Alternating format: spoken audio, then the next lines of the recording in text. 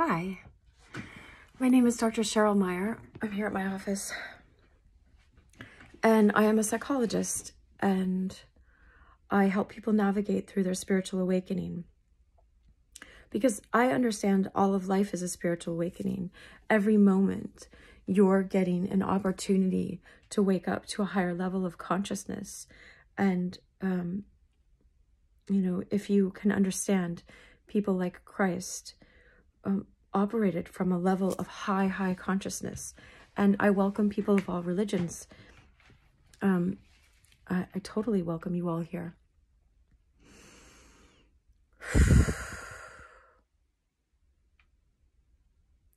I think, if you are a human being, which is a soul in a human body, right?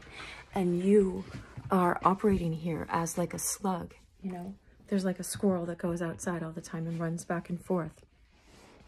If you were operating as a squirrel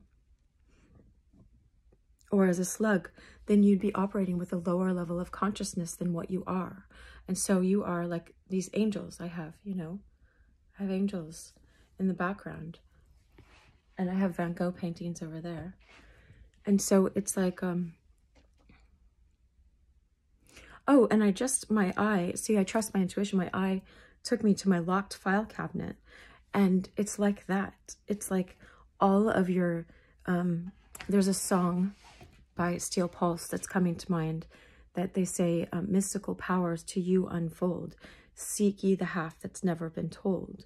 So you're like this locked file cabinet, and all these files in you are locked when they're not activated, when they're not, oh, I was just getting all teary-eyed with one of my clients.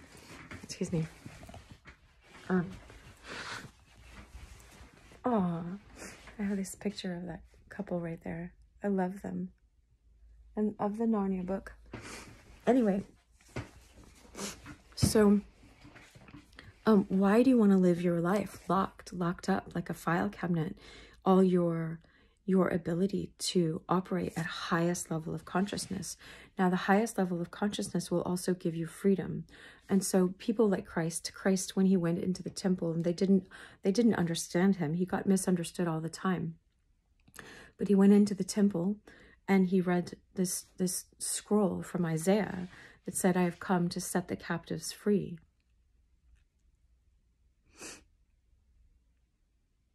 What is freedom, and what are we captivated to? And what did he mean when he says to the man, that one man that came to him, he says, let the dead bury their own dead, you come and follow me? What does it mean that there are people walking around dead, and that he said, I came to give you life?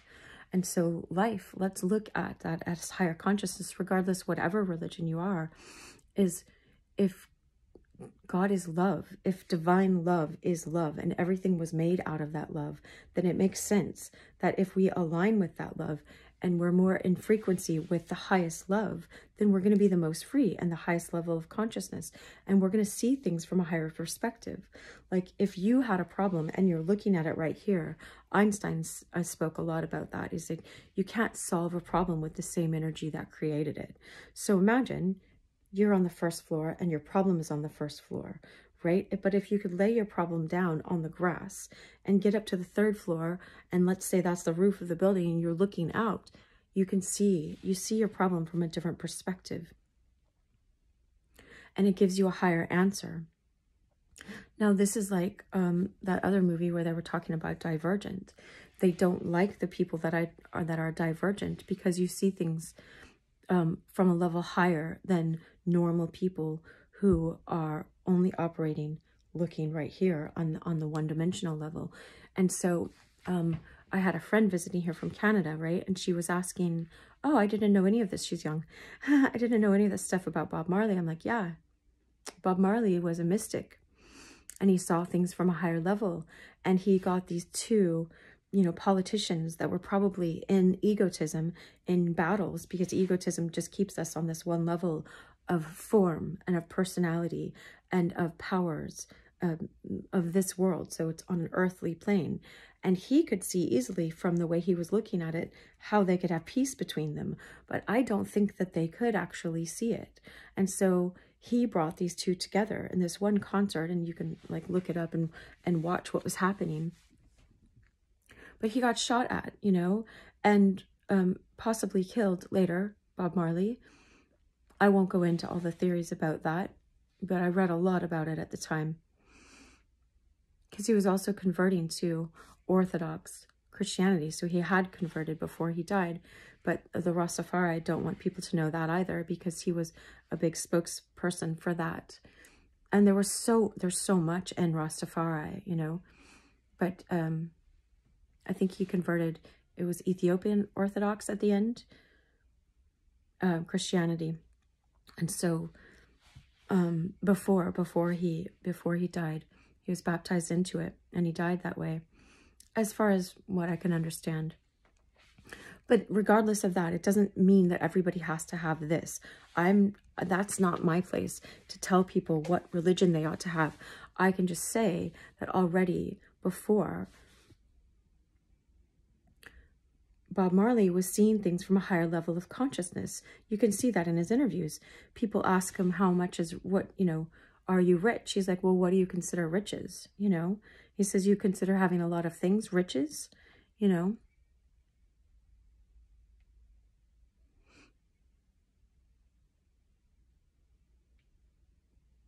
And he said something about the love and this higher consciousness and this peace and, you know, all these other things are more than riches. You know, riches are nothing compared to that. But you get to find your own path, right? But I was listening to The Lord of the Rings today, and I was crying before my session. I just, you know, you go about your everyday life, and when you're surrendered to the now, to the present, and you understand that the divine is working through every single circumstance, through this video coming to you, you know, and share my videos, please, because there are other people that are longing for higher consciousness, but they're looking for it in simple, you know, form ways. And I just want people to be free, and I want you to have more love in your life. And so I make all these videos, and I make online classes, and I'd appreciate it if you share these videos and like and comment and watch my other videos. Whatever social media platform you see this on, it helps the algorithms and helps spread what my calling is here on earth, in this body that I'm in right now. So I was just taking my friend really early this morning to LAX, because I live in Southern California.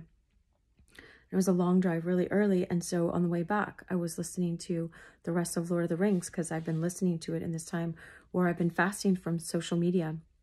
And I don't like saying what I'm fasting from, but I'm bringing it up because it's important to quiet down all these other things that pull for your attention. How can you hear this quietness inside if it's always loud, and you're always filling your life up with busyness? I know that, because I know busyness. But so I was listening, and I got this deep impression that your life matters just as much as Frodo's, you know. And there might be a spoiler alert here, is like Frodo at the end, like he couldn't even get rid of the ring.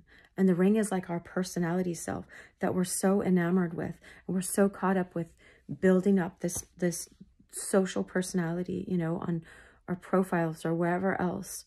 And I've gone like 5 or 6 weeks without it. And I just feel so free lately, you know, and I want to go back so that other people can have this, but I don't even know if I'm called yet to go back or what. So I've been holding back these videos some too for a time, because I need to quiet. It's important that I quiet my voice, and quiet my outer life and my inner life.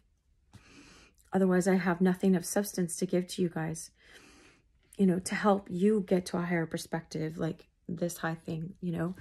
And so I was listening to Lord of the Rings, and I was seeing like Frodo's like, no, he finally got to the end of this horrible journey. Like it took him so much courage to get there. And he's like, the ring is mine. I'm not going to let it go.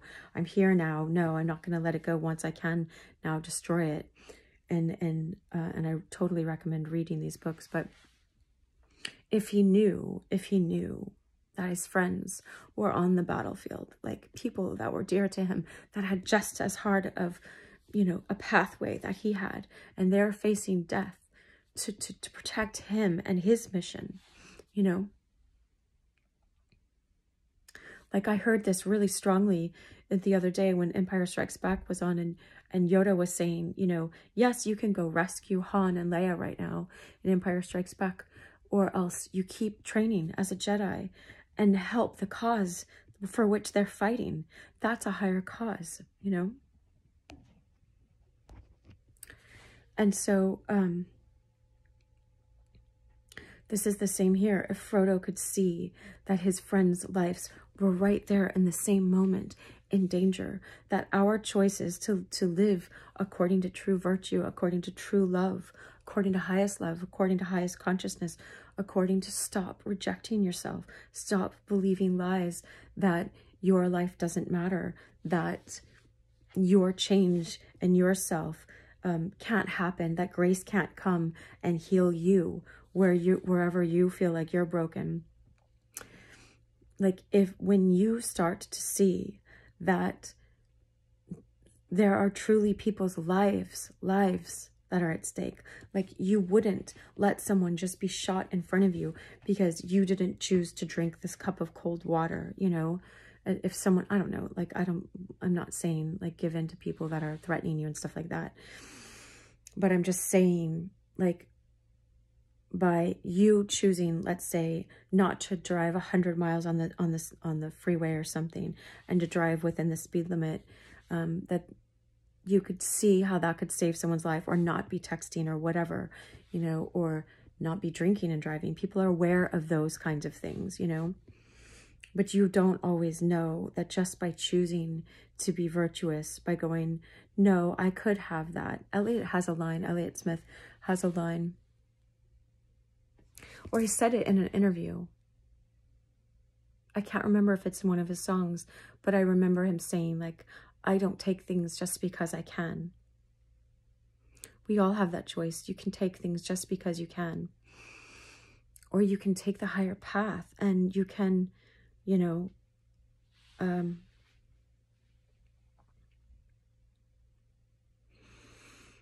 delay the immediate gratification for the greater good that's more remote. That's the work of temperance, which is a fruit of the spirit, it's a gift. It's a gift when it's given to you. And it's a gift through operating in surrender. And like, in this moment, if Christ is speaking of higher consciousness, and Bob Marley was speaking of higher consciousness and higher love, just bring me a higher love, and the Buddha was speaking of higher love, you know, and they said, walk this way towards higher love, instead of, and let the dead bury the dead. Let them, the people that are in drama right now on the news, you know, that are just trying to reel you in and get you all worked up so that you're distracted from your deeper, higher purpose that you might have been meant to pay attention to in this moment, but we're taking you away from that because it makes you feel good to be like, I know what the news is, and I feel important because, you know, and it's important to be aware, but I'm not saying that they are making you such, but there are people that are working hard to make us aware of what's actually going on. But if you see that someone's calling you, you know, like the divine is calling you to higher love, and you're like, no, but I have to go take care of these people fighting on this reality TV show that I was watching, you know, and it's just like, and that pulls you away. It's like someone's life 3 years from now could be affected, and they could lose their life because you didn't choose the higher path in this moment, because this moment would build on the next moment and the next moment and the next moment, and would take you on a different trajectory. You don't know that what trajectory you would have been on had you chosen the better thing, the higher thing. But wherever we are in this moment, we can take the good path and ask for direction and wisdom in that, and love and forgiveness, and give that to yourself and receive it from the divine. Anyway, that's all I have today. I love you.